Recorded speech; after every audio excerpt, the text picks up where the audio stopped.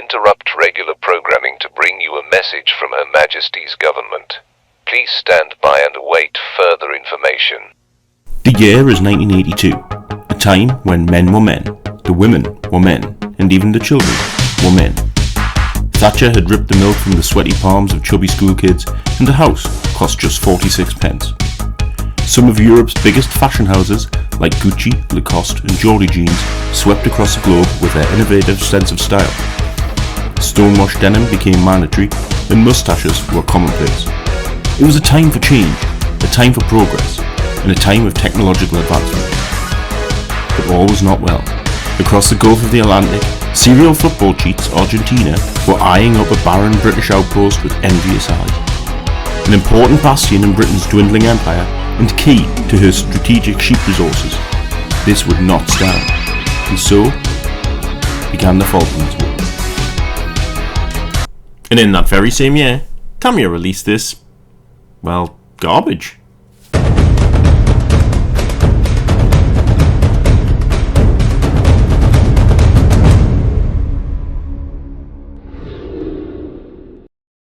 Hello and welcome back to Red 5 Scale Models. Now, to be fair, I was probably a little harsh when I said it was garbage. It was made back in 1982, so it's coming on, 40-year-old now, and things in the modelling world have mostly moved on since. In its day, it was probably a very good kit. I mean, back then, the ZX Spectrum was just hitting the market and blowing our tiny little minds with hits like Manic Miner and Jet Set Willy, and the much sought after Topless Darts. So, in context, it's an okay kit, but in terms of the more modern Tamiya, Meng, Tacom, it's really lacking. But it cost a tenner, so what did I expect? To its credit though, the decals look nice, and as a kit for beginners, it's incredibly straightforward. I mean, for God's sake, the cockpit has 3 parts. So I'm going to give it a go. I'm billing it as the Tamiya gods intended. No extra resin parts, no photo etch seatbelts, basically just straight out the box in all of its 80s glory.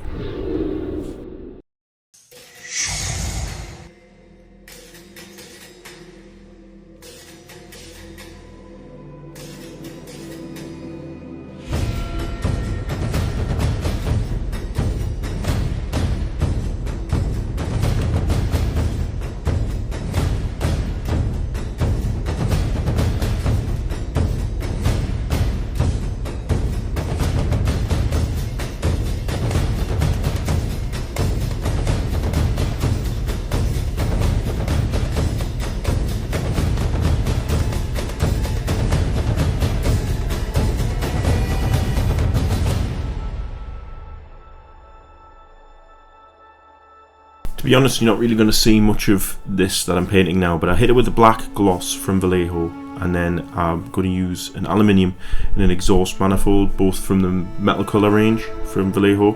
And then once all that's nice and dry, I'm going to hit some Nuln Oil, trusty old Nuln Oil over the top of that, just to give it some very, very basic definition.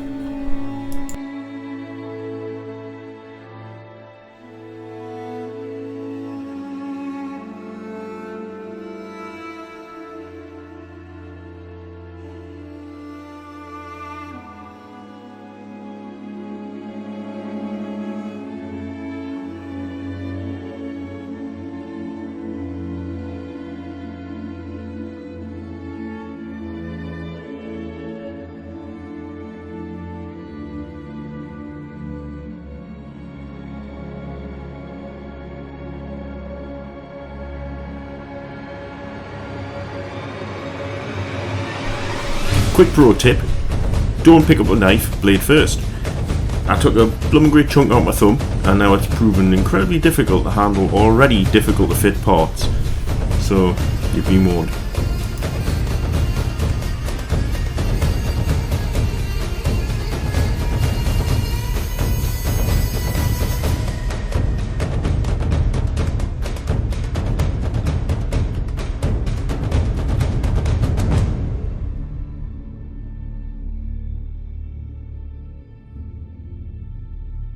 Annoyingly, this kit comes with raised panel lines, so trying to sand the seam down is a bit of a pain.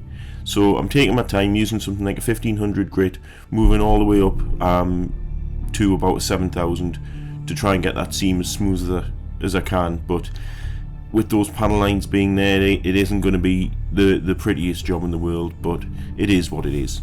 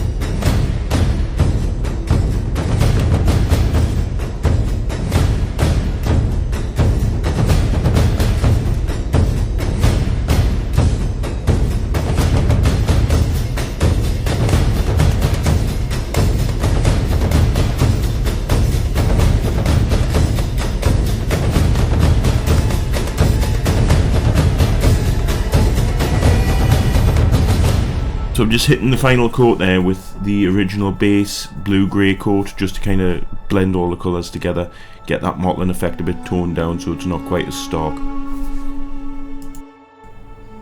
Now usually at this stage I would use a Mr. Hobby Gloss. It goes on nice and shiny, nice and hard. Matron, take them away! But because of COVID, I've got none, and I refuse to buy it for double the price on the internet, so until the shop's open, I'm back to using Future Clear. It still works, still does the job, just not as good. It's just a case now of cutting the decals out, and then following kind of standard microset, microsol process. Coat it microset, apply the decal, let it dry out a little bit, use a cotton swab if you need to get rid of any excess. And then when that's nicely in place and firmly dried on, hit it with a good couple of coats of the microsol. That's going to kind of soften the decal right up and allow it to get in any sort of panel lines and nooks and crannies and get rid of any silvering and make it look really painted on.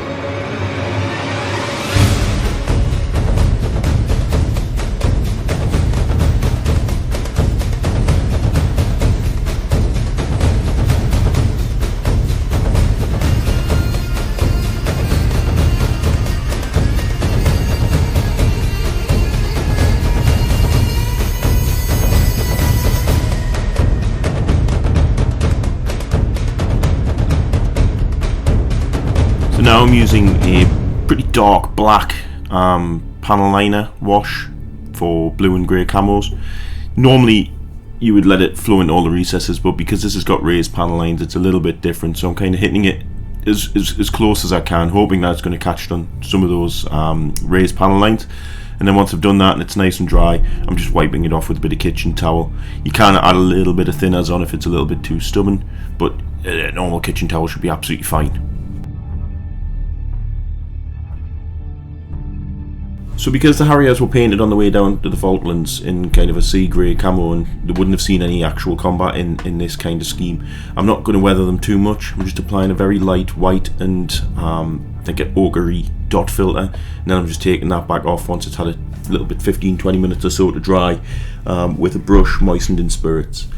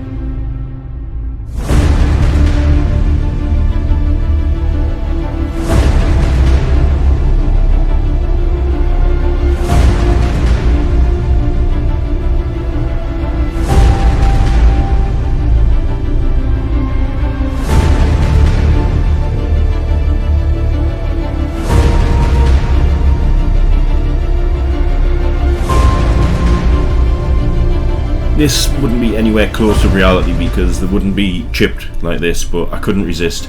I'm using a 000 brush and basically hand painting on some very light aluminium chipping with the Metal Colours aluminium paint, just along panel lines and things, just to give it a bit more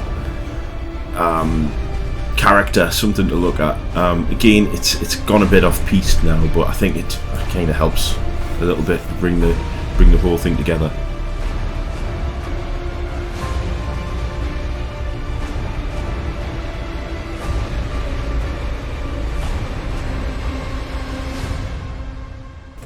Okay, so I'm pretty much done there now. I got bored.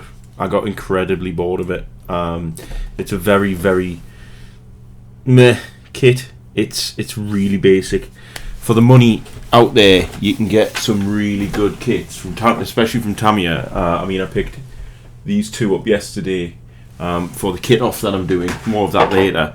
But they've got phenomenally more details. They've got better panel lines. For a beginner, don't choose this kit. The fit there is just crap. Like I said initially, the decals are good. They went on quite nicely, nice and even, no issues. Other than the eagle-eyed viewer might have noticed that one of them cracked. But to be honest, I wasn't paying a massive amount of detail when I was or attention when I was making this kit. It was in the stash. It was a cheap kit. I thought I'd just give it a go, make a quick video, just to show people how I get on. I didn't have any decent amount of glue or anything because it was so close to shops opening from lockdown. I kind of figured I would just wait rather than buy off Amazon at double the price. So unless you're really desperate to get a Sea Harrier and get it in that particular livery, in that particular camo scheme, I wouldn't bother. There are far better options. I mean, I made this Mosquito. This cost, I think it was about 25 quid, and it's basic. It's a Mosquito. It's not got the cockpit detail, but if you're a beginner, it's a much better option. It's far more satisfying to build, it's far easier, far more straightforward. You can get some excellent results with it. I don't think the paint job looks all too bad, to be honest, but I would just not bother. But I knew what I was getting into. Like I say, it was something to take, kind of just fill in a bit of time while I waited, because I didn't want to start on any sort of real in-depth kits with the way the world is at the moment. But anyway, as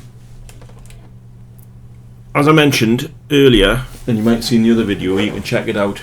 I think there's a link for just here. I'm doing a kit off, and it's called Kit Off for Chuff.